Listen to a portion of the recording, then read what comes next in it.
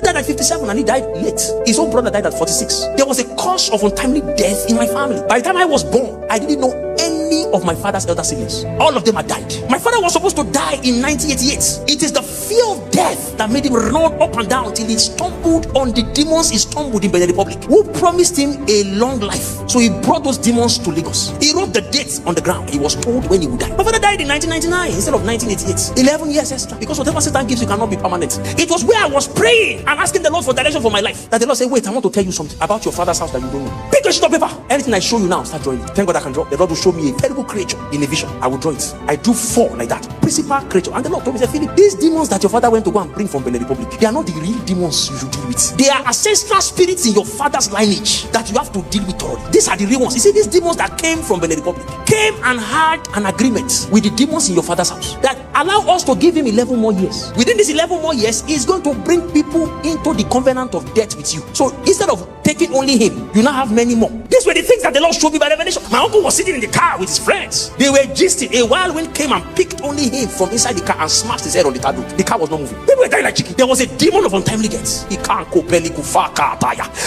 The Lord was gracious to me. He told me where those demons were in my father's home. When I was done with all that experience, I told my younger brother, the Lord has showed me funny things, but I think it's my mind. He said, what's that? I said, forget about it, my mind. It was in the middle of the night and my younger brother jacked from his sleep and was crying. He said, this house is full of demons. I said, what do you see? He said, you were praying in that room that you were praying, because I was praying almost all day in that room. He said, one demon flew out of that room and shouted, our secret is hard. And I started seeing demons flocking from everywhere inside this company. I said, what? So I quickly ran to the drawer that I drew those demons and brought out the paper. When I showed him, he almost ran out of his skin. He screamed, where did you see that? This is it. This one was sitting down here. This one was out here. I said, shh, don't tell anybody. You see, we wage war with wisdom. Now I know where you are. I know you can see me. I plead the blood.